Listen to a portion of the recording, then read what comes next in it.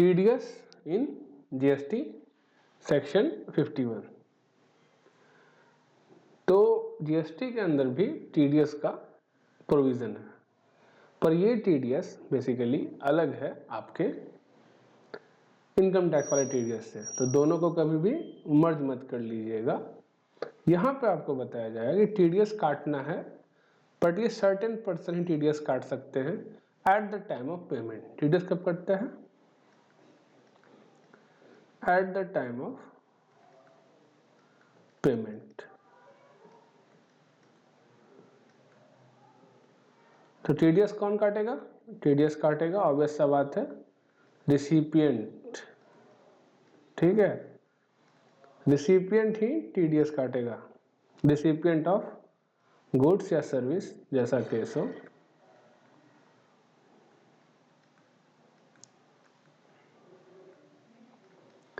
तो TDS काटेगा कौन? रिसिपिएंट।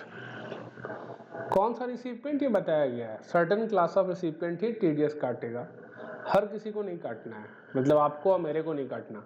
वो क्लासेस कौन है उसके बारे में बताया गया है कि ये क्लास के पर्सन जो हैं वो TDS काटेंगे अगर एक सर्टेन वैल्यू के ऊपर उन्हें सप्लाई किया जाता है गुड्स या सर्विस।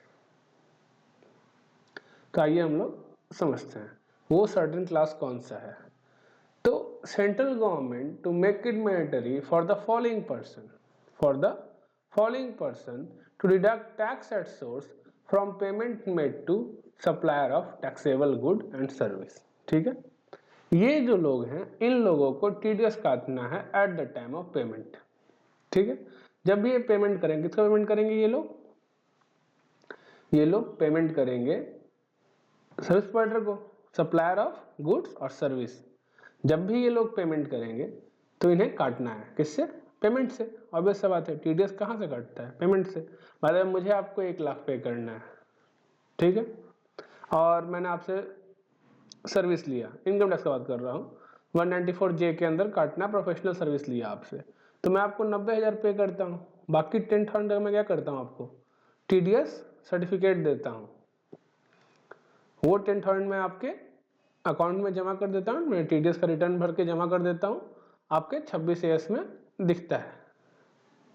ठीक है, वैसे ही यहाँ पे है, जब मैं काट के जमा करूंगा, मतलब मैं नहीं, सेंट्रल गवर्नमेंट या स्टेट गवर्नमेंट का डिपार्टमेंट या एस्टेब्लिशमेंट या लोकल अथॉरिटी या गवर्नमेंटल एजेंसी या notified person, category of person notify किया गया है, मैंने ये 3 को तो काटना ही काटना है, बाकी और पर्सन नोटिफाई किया जाएगा, ठीक है, उनको काटना है। और इनका रजिस्ट्रेशन भी अलग होता है। तो रजिस्ट्रेशन करने जाओगे ना तो वहाँ पे जैसे ही क्लिक करोगे ऊपर पे तो खुल जाएगा tax payer, tax deductor, tax collector, ठीक है, ऐसा खुल जाता है आपको, casual taxable person, NRTP, ISD, वहाँ सब लिखा रहता है। तो आप अगर टैक्स डिडक्टर सेलेक्ट करोगे तो आपका रजिस्ट्रेशन एज टैक्स डिडक्टर हो जाएगा। उसके बाद आपको टैक्स डिडक्टर का रिटर्न भरना है GST के अंदर। ठीक है, तो ये 3 लोग बेसिकली टैक्स डिडक्टर होते हैं। इन्हें अगर एक सर्टेन वैल्यू के ऊपर कोई गुड्स या सर्विस को सप्लायर अगर सप्लाई करेगा तो इनको पेमेंट के समय काटना पड़ेगा। ठीक है, कोई दिक्कत? अब देखिए आगे समझिए। With respect to deductor under 51(1)(a), provision of TDS are applicable to certain prescribed authority of Ministry of Defence. Remaining authority under Ministry of Defence are exempt. Detail list has been notified and notification, जो notify किया गया उसके बारे में बोला गया। ठीक है, जो नोटिफाई किया गया है नोटिफिकेशन के लिस्ट में कवर है, जाके देख लीजिए। वो नोटिफाई किसको किया गया नोटिफाइड एन अथॉरिटी और अ बोर्ड और any other body set up by an act of parliament or state legislature, LIC, ठीक है, established by any government with 51% or more participation by way of equity or control to carry out any function। समझ गए? वैसा authority जिसमें 51% का share government held करता है या सेटअप हुआ है under the act of parliament, मतलब RBI, ठीक है, एग्जाम्पल के तौर पे, या फिर कोई भी स्टेट बोर्ड, ठीक है, जो भी स्टेट अथॉरिटी या कोई भी बोर्ड होगा वो सब। समझ गए?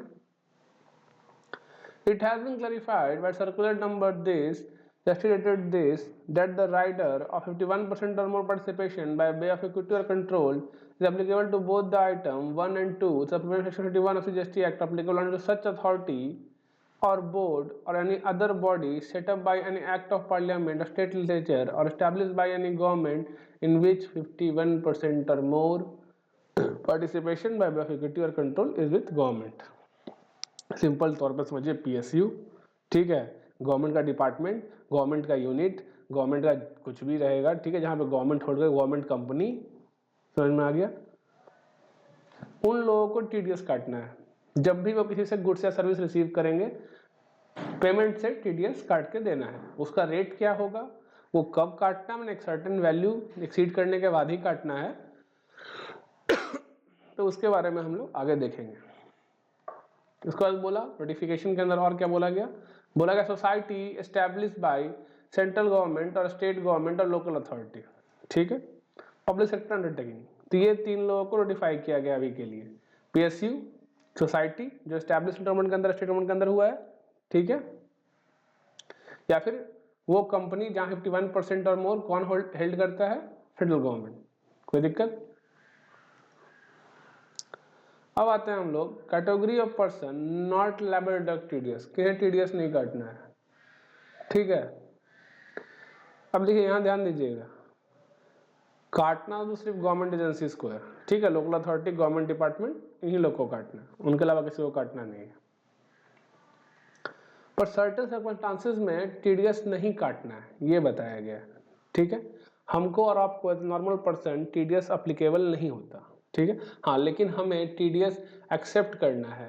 अगर हम एक्सेप्ट नहीं करेंगे तो अमाउंट क्रेडिट नहीं होगा। कहाँ क्रेडिट होगा, इलेक्ट्रॉनिक कैश लेजर में। TDS और TCS जो भी काट के जमा करेगा गवर्नमेंट, वो कहाँ क्रेडिट होगा, समझ में आ गया, इलेक्ट्रॉनिक कैश लेजर में। तो आपको टैक्स नहीं काटना है, ठीक है, इन केसेस में। कब, जब सप्लायर भी PSU है, नहीं समझे, when goods and service are supplied from a PSU to another PSU, ठीक है, वेदर और नॉट डिस्टिंक्ट पर्सन, कहा गया हो सकता है डिस्टिंक्ट पर्सन हो सकता है ना हो, ठीक है, डिस्टिंक्ट पर्सन हो चाहे ना हो उससे मतलब नहीं है। एक PSU जब दूसरे PSU को गुड्स सर्विस मिलने की, एक PSU सप्लायर है, एक PSU रिसिपिएंट है। फॉर एग्जांपल BSNL सर्विस दे रहा हो बिहार गवर्नमेंट की बियाडा को, ठीक है, या फिर समझ लीजिए कि BSNL सर्विस दे रहा है, एग्जांपल के तौर पे कोई बताइए अथॉरिटी जो अच्छा हो, LIC को, तो यहाँ TDS नहीं आएगा, ठीक है। लेकिन यही सर्विस अगर एयरटेल देगा LIC को तो वहाँ पे TDS आ जाएगा, समझ में आ गया। क्यों, क्योंकि एयरटेल PSU नहीं है, एयरटेल एक पब्लिक लिमिटेड कंपनी है, प्राइवेट लिमिटेड कंपनी है, जो, समझ में आ गया। तो वही चीज है, अगर एक PSU दूसरे PSU को सर्विस देगा, चाहे डिस्टिंक्ट पर्सन हो चाहे ना हो उससे मतलब नहीं है, उस केस में TDS नहीं काटने का। मैंने जब BSNL सर्विस देगा LIC को, BSNL सर्विस देगा फूड अथॉरिटी ऑफ इंडिया को, कोई दिक्कत नहीं है, TDS नहीं कटेगा। When supply of goods or service take place between one person to another person, specified in clause A, B, C, D, अभी हमने पढ़ा A, B, C, D, local authority, government agencies, government department, ठीक है, A, B, C, D, A, B, C, D, ये लोग, ये इसको, चाहे ये इसको, चाहे ये इसको, चाहे ये इसको, ये लोग अगर अपने में सर्विस या गुड सप्लाई करता है तो उस केस में भी TDS एप्लीकेबल नहीं होगा, ठीक है। मतलब जो दो पर्सन लायबल है TDS काटने के लिए, अगर वो दो पर्सन अपने में बिजनेस करता है तो TDS नहीं कटेगा, समझ में आ गया। तो जो पर्सन लायबल है TDS काटने के लिए, अगर वो दोनों पर्सन एक दूसरे को सर्विस दे रहा हो तो उस केस में TDS का प्रोविजन एप्लीकेबल नहीं होगा, समझ गए। अब डिडक्टी कौन होगा, मैंने काटना तो है बट किसका काटना है, तो बोला गया अगर deductee are the supplier whose total value of supply of taxable goods, ध्यान रखिएगा टैक्सेबल गुड, एग्जाम गुड नहीं होगा, नील रेटेड गुड में कुछ होता ही नहीं है, तो नील रेटेड एग्जाम गुड में नहीं काटना है TDS। अगर total value of supply of taxable goods और service under a contract exceed 2.5 lakh, contract के अंदर एक्सीड कर रहा है, ठीक है, समझो इस तरह से। बाय द वे कॉन्ट्रैक्ट था मेरा 5 लाख का, लेकिन मुझे अभी रिसीव हुआ 1 लाख, क्या टीडीएस कटेगा? तो हाँ कटेगा, इस 1 लाख पे टीडीएस कटेगा। क्यों? क्योंकि क्या बोला, कॉन्ट्रैक्ट का वैल्यू, अगर कॉन्ट्रैक्ट के अंदर का वैल्यू एक्सीड कर रहा है 2.5 लाख से तो टीडीएस काटना है, भले ही मुझे पार्ट में पेमेंट कर रहा हो गवर्नमेंट, भले ही मुझे गवर्नमेंट किस में पे कर रहा हो, पार्ट में, समझ गए? पार्ट मतलब मैंने आज 1 लाख दिया गवर्नमेंट ने, 2 महीने बाद फिर 2 लाख दिया, 3 महीने बाद फिर बाकी का पैसा दिया, 2 लाख दिया, ठीक है। तो आप कह सकते हैं ना कि सर टीडीएस कब काटे, अभी तो 1 ही लाख दिया है, 2.5 लाख से कम है। ना ना ना, अगर कॉन्ट्रैक्ट के अंदर वैल्यू ऑफ सप्लाई 2.5 लाख से एक्सीड कर रहा है, भले ही आपको आज कम पैसा मिला है, भले ही आपने इनवॉइस आज कम का इशू किया है, 1 लाख का इशू किया है, फर्क नहीं पड़ रहा। अगर कॉन्ट्रैक्ट के अंदर का वैल्यू 2.5 लाख के अबव है, 2.5 लाख के अबव, 2.5 लाख नहीं 2.5 लाख से अबव, ठीक है, अबव है, 2.5 लाख 1 रुपया है, तो उस केस में टीडीएस कटेगा 1 लाख जब पेमेंट हुआ तब, ठीक है। स्टैंडर्ड रेट क्या है, बोला 1% अंडर सीजीएसटी, तो अगर 1% अंडर सीजीएसटी है मतलब 1% अंडर एसजीएसटी भी होगा, मतलब 2% हो गया, ठीक है, 2% हो गया, समझ में आ गया। टोटल रेट क्या हो जाएगा, 2%, 1% सीजीएसटी के अंदर, 1% एसजीएसटी के अंदर, समझ गया। अब the payment made to supplier deductive or taxable service where total value of such supply under contract exceed 2.5 lakh excluding the amount of central tax, state tax, बताइए 2.5 लाख क्या होगा, पूछा 2.5 लाख क्या होगा, तो बोला 2.5 लाख टैक्सेबल वैल्यू का बात कर रहे हैं, ना कि इनवॉइस वैल्यू, ठीक है। Taxable value plus GST equals to invoice value होता है। तो वही चीज यहाँ बोला कि जो आप ये 2.5 लाख का हम बात कर रहे हैं वो उसमें एक्सक्लूड रहेगा, क्या एक्सक्लूड रहेगा, amount of CGST, SGST, UTGST, IGST and cess, ठीक है। Thus individual supply may be less than 2.5 lakh but if total value of supply under a contract is more than 2.5 lakh TDS has to be deducted, समझ गए। Individual supply करने का मतलब ये वाला चीज कंडीशन, ठीक है, मतलब कि ठीक कॉन्ट्रैक्ट तो 5 लाख का था बट अभी तो बस 1 लाख का बिल दिया है ना, इस पास 1 लाख का सामान आपको भेजा है मैंने, तो टीडीएस नहीं काटना चाहिए, ऐसा नहीं है। अगर कॉन्ट्रैक्ट के अंदर वैल्यू 2.5 लाख के ऊपर है एक्सक्लूडिंग टैक्स, ठीक है, value excluding tax exceed 2.5 lakh, then the department need to deduct TDS, ठीक है, the recipient, notified recipient need to deduct TDS, ठीक है। Deductor have to deduct at the rate of 1% from the payment made or credited to supplier taxable goods and service under GST Act and noted section 20 of IGST Act provided in the case of tax deducted at source. अब IGST का case आएगा तो क्या होगा, 2%, काम खत्म, ठीक है। तो CGST के अंदर 1%, IGST में 1%, IGST के अंदर 2%। अब TDS नहीं काटना, ये ऐसा केस है ना जहां TDS काटना ना हो मुश्किल है थोड़ा, इसलिए नहीं काटना है। कैसा केस है ये समझिए। The provision to section 51(1) lays down that when the location of supplier, ठीक है, and the place of supply is in a state UT which is different from the state or UT of registration of recipient, there will be no TDS। तो समझिए क्या बोला गया, देखिए ये state A है, ठीक है, यहां पे है सप्लायर और यहीं पे है प्लेस ऑफ सप्लाई।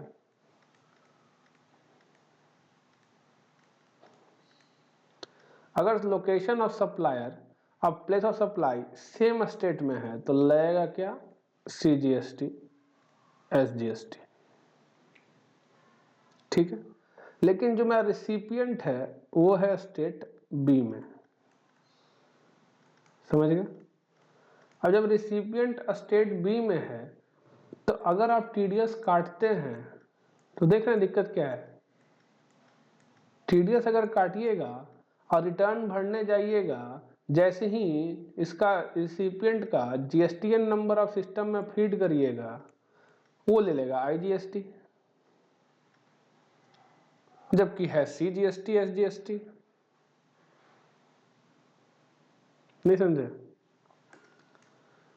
जब भी जैसे ये जैसे ही डालेगा जीएसटीएन किसका, रिसिपिएंट का, वो आ जाएगा आईजीएसटी के अंदर, समझे। लेकिन ए का सप्लायर और सप्लाई के हिसाब से होना चाहिए CGST SGST।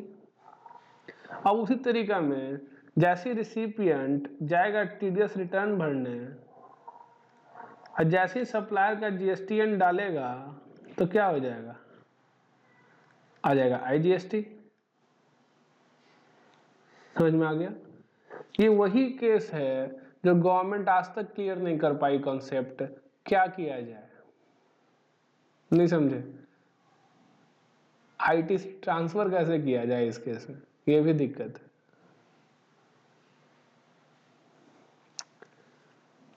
तो इस केस में कहा गया कि छोड़ो हटाओ, इतना क्या टेंशन लेना, TDS ही मत काटो। Supplier plus supply recipient same state में है, TDS काटिए, कोई दिक्कत नहीं है, ठीक है, काटना पॉसिबल है। Supplier plus supply different state में है, ठीक है, समझिए। Supplier as well as place of supply are in different state. In such case, IGST would be levied, TDS to be deducted would be TDS IGST, and it would be possible for supplier to take credit of TDS electronic cash ledger। कहने का मतलब supplier state A में है और recipient state B में है, sorry recipient supplier state B में है तो IGST होगा, ठीक है। और बाय द वे जो आपका रिसिपिएंट है वो भी स्टेट बी में है या कहीं भी है, CD कहीं भी है, कोई दिक्कत नहीं है।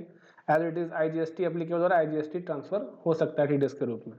उसका जैसे सिस्टम में GST नंबर डालेगा IGST के लिए आ जाएगा, चाहे recipient state A B C D E में हो।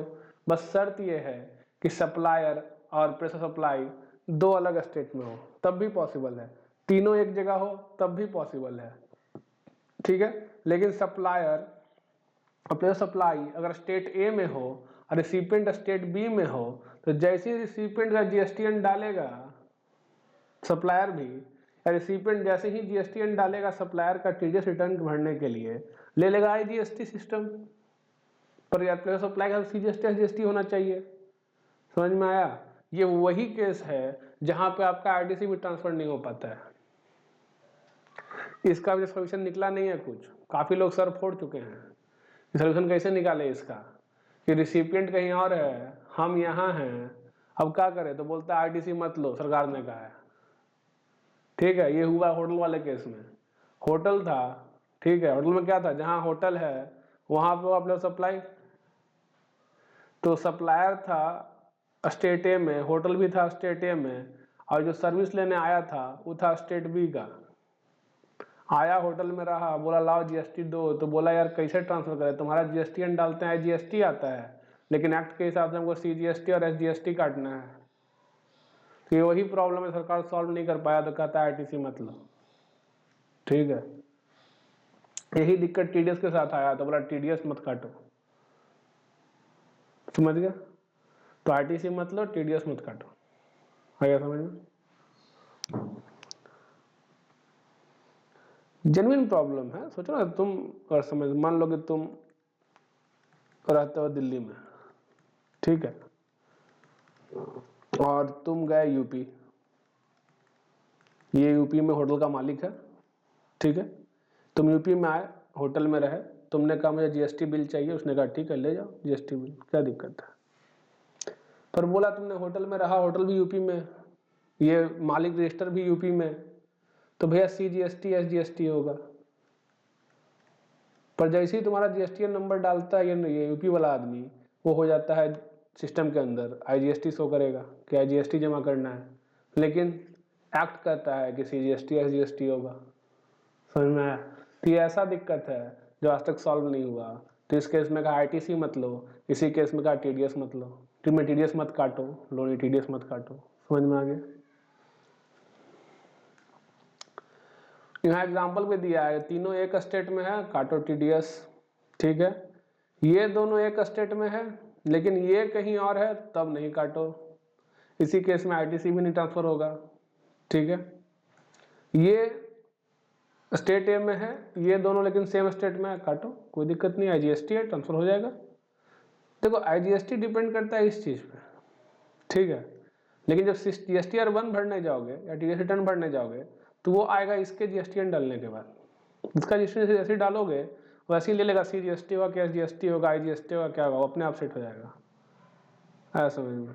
वही यूनिट एंट्री के लिए बताया है, कब काटो कब मत काटो। ठीक है। अब वैल्यू ऑफ सप्लाई अभी ऊपर पढ़ा हमने, एक्सक्लूडिंग CGST SGST जो होगा उसको लेना है, 2.5 लाख के ऊपर देखना है वो 2.5 लाख के ऊपर है कि नहीं। जो भी टैक्स काटा है वो जमा कर देना है 10 तारीख तक अगला महीना के, समझ गए। TDS certificate is required to be issued by deductor, issue करना है इन प्रिस्क्राइब्ड फॉर्म। ठीक है। The content of form GSTR 7A as given below, TDS certificate number, GST deductor name, ये ऐसा रहता है। ठीक है। वो जब एक्सेप्ट करने जाओगे ना तो वहाँ जैसे GSTR 7A जाके भरना रहता है तुम लोगों को TDS अच्छी करने के लिए, तो एक्सेप्ट करने के लिए, तो वहाँ पर सब डिटेल ऐसे ही दिया रहता है, ये सब दिया रहता है। ठीक है। नन, अब GSTR 7 कौन भरेगा? अब इसके बाद टैक्स डिडक्टर भरेगा। ठीक है। टैक्स डिडक्टर GSTR 7 भरेगा, तुमको सर्टिफिकेट GSTR 7A में मिल जाएगा, काम खत्म। अगर डिडक्टर नहीं रिमिट करता है पैसा TDS काटने के बाद गवर्नमेंट को with in prescribe time limit, तो बोले सर दोनों तो गवर्नमेंट ही है, फर्क नहीं पड़ा, सरकार को कहना है भले मेरा ही है बच्चा है, लेकिन अगर नालायक पंथी किया है सजा तो मिलेगा। ठीक है। तो अगर नालायक है, सरकार का ही है, सरकार का यूनिट है पर नालायक है, पैसा काट लिया नागरिक से उसके और पैसा जमा नहीं किया, तो उसको भी लायबल होगा इंटरेस्ट के लिए। ठीक है। साथ ही साथ उस पर पेनल्टी जो लगना वो भी लग सकता है। ठीक है। अब reflection of amount of TDS, जो भी टैक्स डिडक्ट हुआ है वो कहाँ क्रेडिट होगा? इलेक्ट्रॉनिक कैश लेजर में। ठीक है। Return file by deductor, deductor कौन रिटर्न फाइल करता है? GSTR 7 फाइल करता है, अभी ऊपर बताया था मैंने, GSTR 7 वो फाइल करता है, तुमको GSTR 7A में दिखेगा वो। ठीक है। Deductee can claim credit of tax deducted in his electronic cash ledger. This provision enables the government to cross check where the amount deducted by deductor is correct and there is no mismatch in the amount reflected. अब एक बहुत बड़ी दिक्कत क्या है कि बिहार वाले, मतलब कि मेरे यहाँ ही, बाकी स्टेट में ठीक ही दिखा मुझे आज तक, और खासकर मेरे सेंट्रल गवर्नमेंट के केस में सही है, बिहार वाले में क्या देखा है मैंने, खासकर कंस्ट्रक्शन वाले बिजनेस में। ठीक है। अब जो तेज तरार लोग तो सही कर रहे हैं, डिपार्टमेंट समझ रहा है इस चीज को, ये लोग क्या करते हैं ना, इनवाइस वैल्यू बड़ी TDS काट देता है। ठीक है। इनवाइस वैल्यू बड़ी TDS काट लेता है। मैंने बिहार में अगर मैंने कॉन्ट्रैक्ट लिया, विश्वास मानो, मेरे इनवाइस वैल्यू बड़ी TDS काटेगा वो। मतलब बाय द वे 1 लाख का मैंने सर्विस दिया और उस पर 18,000 का GST है, तो TDS कटना तो 1 लाख पे देता ना 2%, ये लोग काटता है 1,18,000 पे 2%, और रिटर्न भर देता है मेरा, GSTR 7 भर देता है मेरा। GSTR 7 में क्या दिखेगा? GSTR 7 में वैल्यू ऑफ क्या दिखता है? वैल्यू ऑफ सप्लाई मेरा 1,18 हो जाता है। अब जैसी मैं, अब मेरा मजबूरी है, यहाँ मजबूरी एक्सेप्ट करना, इसे एक्सेप्ट कर लेते हैं लोग, लेकिन जो तेज तरार हैं वो तो क्लाइंट को समझा देते हैं कि भैया वैल्यू सप्लाई 1 लाख है, सरकार की गलती है, डिपार्टमेंट इस चीज को मानता है, कोई दिक्कत नहीं करता है कि हाँ वैल्यू सप्लाई 1 लाख है, यहाँ पे सालों से पता नहीं कौन गधा बैठा है इसका अथी करने के लिए, TDS समझाने के लिए या करने के लिए, हमको नहीं मालूम। ठीक है। जो समझदार प्रोफेशनल हैं वो तो खैर क्लाइंट को समझा देते हैं और सही तरीके से काम करते हैं कि 1 लाख पे ही होगा तो हम 1 लाख पे ही GST देंगे, बाकी डिपार्टमेंट से नोटिस आता है तो जाके अपना एक्सप्लेन करते हैं कि भैया जब 1 लाख टैक्सेबल वैल्यू है, काटना इस पे था, काट उसने 1,18 पे दिया, मैं एक्सेप्ट ना करूं क्या करूं? फिर तो मेरा ऐसे फंसा रह जाएगा पैसा 2%। तो मैंने एक्सेप्ट तो कर लिया, लेकिन ये जो देखिए होता क्या है ना, जो सच सही है वो सही है, बात खत्म। अब इसमें कुछ और होशियार प्रोफेशनल भी हैं जो क्या करते हैं, क्लाइंट बोलते हैं ना सर वहाँ TDS में 1,18 ले लिया है ना, एक्सेप्ट कर लिया ना आप, तो 1,18 ही टैक्सेबल वैल्यू कर दीजिए। मतलब महामूर्ख इंसान, तुम्हारा टैक्सेबल वैल्यू जब 1 लाख है तो 1,18 कैसे कर दें हम? पर लोग ऐसा भी कुछ लोग है कर देता है, बोला सर वहाँ 1,18 दिखा है, मैच नहीं करेगा 1 और TDS का रिटर्न, TDS का जो एक्सेप्टेंस किए हैं तो नोटिस आ जाएगा, तो आने दो नोटिस, अरे मेरा गलती थोड़े है। सेंट्रल गवर्नमेंट मैंने देखा सही काटता है, किसी दूसरे स्टेट का सही काटता है, पता नहीं यहाँ कौन गधा बैठा है जैसे काटता है, 1,18 पे काटता है 2%, 1,18 पे 2% काटता है बिहार में।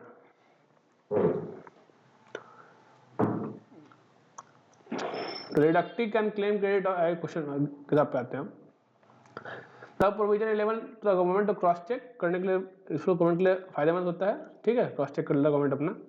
This is similar to existing practice in income tax, income tax में इसी तरह करना है 26 से जैसे वहाँ पे, यहाँ पे अपना टीडीएस स्टेटमेंट यानी कि एक्सेप्टेंस करना रहता है। जीएसटीआर 7 है, समझ में आ गया।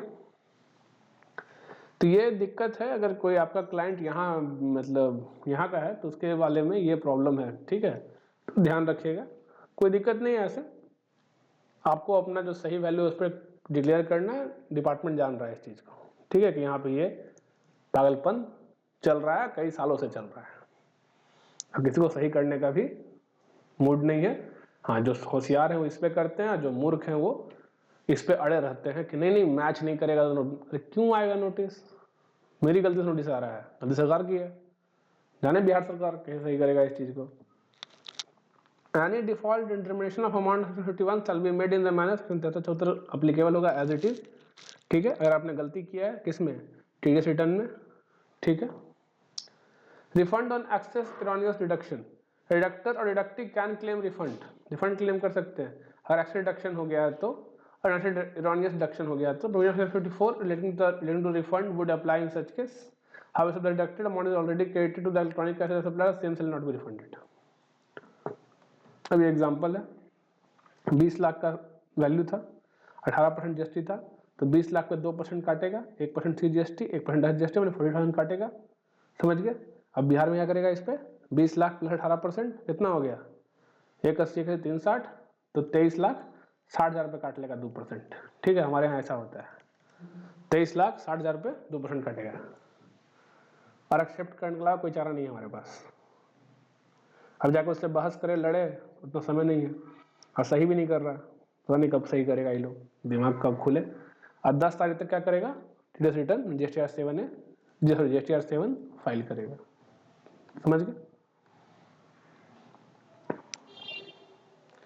अब रजिस्ट्रेशन, और वैसा तो मैंने शुरू में ही बता दिया था रजिस्ट्रेशन कैसे करना है इसका, as a tax deductor select करना है और उसके बाद रजिस्टर करना है, ठीक है।